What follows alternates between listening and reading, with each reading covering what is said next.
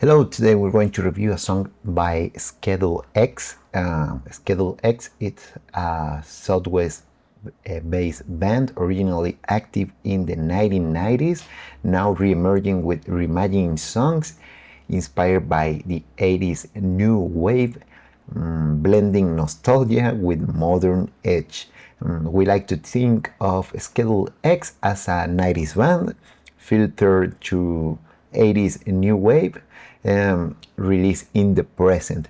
We hope you like our single Inside. The members of this band are Adam Smith on the vocals and Nathan Huerta on the guitars and effects, Bentura Madrid bass and synth, and Justin Robertson on the drums and the kit. We got the contact. We're going to leave the contact down below. The channel is going to be down below too with the socials. They are on all the major platforms, including Spotify, Apple Music, iTunes, Amazon Music, and wherever you can imagine. I'm going to be dropping down the link.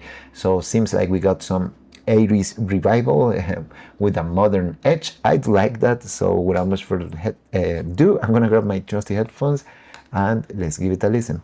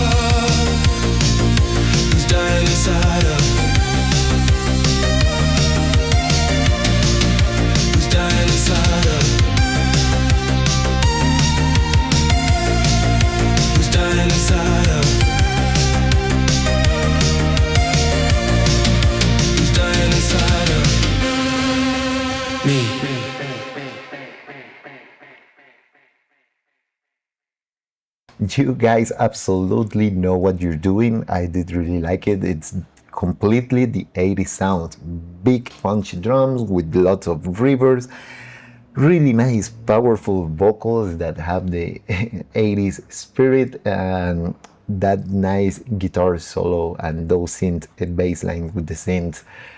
Everything is pretty well done, actually. So I think this review is going to be short because I like to extend when I like to correct a lot of things or give my ideas, but the track length is perfect. The sound of the 80s is really well accomplished. The reverb is there, but everything sounds like professional on the sense that when you got too much reverb, the mix can go into chaos and sound bad or drowned. Here sounds clean, but not like modern clean, but you can understand everything that's happening, but it has a lot of reverb, like it's something pretty characteristic of the 80s that sounds airy and spacey, and you know what I mean. It's like everything has to sound big, and the use of reverb was something really extended in the 80s. I think it was the 80s when we got the first reverbs, like the Lexicon unit, the digital reverbs, and everyone loved them.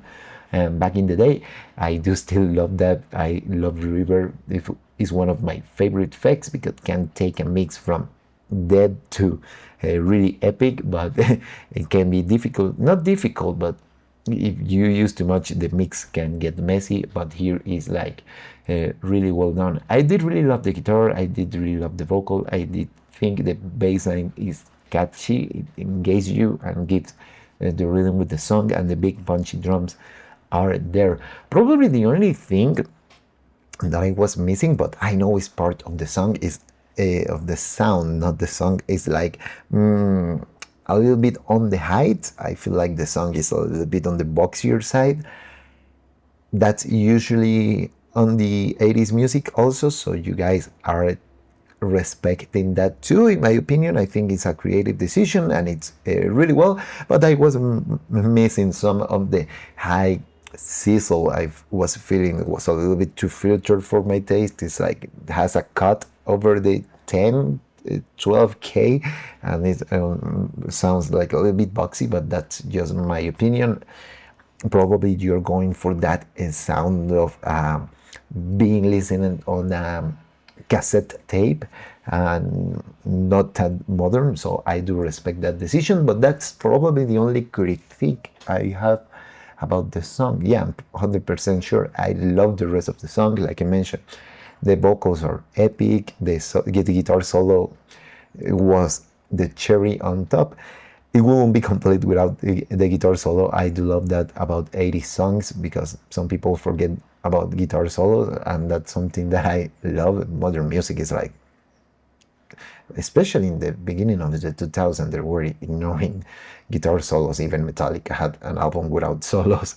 I remember that, but yeah, I do love guitar solos. That was pretty cool. The bass line was nice, catchy, engaging, and the vocals are amazing. So yeah, it's a song that I giving my critique on a sense that I like it, but I can't get too technical with it, because these reviews are technical basically, but I can't get too technical because there is nothing I will change or nothing that I feel wrong. I actually enjoyed, and I'm just talking about how much I enjoyed the song. So we are not getting too technical with this one because I won't change anything from it.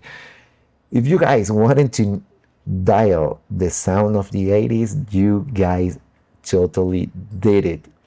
This is a band that knows what it's doing. Schedule X sounds like the 80s.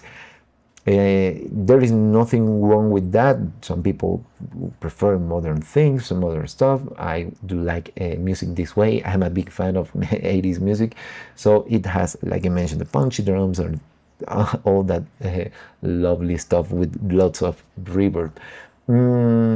Another opinion that I would like to ask, well, when I was reading the bio, it was like it inspired new era, but thinking as a 90s band, Probably the 90s flow is a little bit different, but what you're doing, it's pretty great. So yeah, I think I'm gonna leave it right here. I did really like the song. There is nothing that I critique, just only that I was missing some high end, and these headphones are bright, but I was missing that a little bit. But it was pretty great, and nonetheless, so I think you guys were nailing that 80s sound that the high-end critique is just done, because it's like I'm asking for a little bit of the modern thing. But if you guys were 100% set on giving the 80s sound, you totally accomplished that. I got no doubts. So yeah, if I wasn't aware and someone told me like, hey, listen from this hidden jewel from the 80s, I will totally believe it, because it has the sound, the vibe, and the spirit of it. So yeah, thank you for sending me this. I did really enjoy this song. Nothing to critique, nothing I will change. You guys have everything, had the magic touch of the 80s, and I did really like that. Like I mentioned, one little bit right here. Thank you for sending me this, and hope to see you on another one. Bye.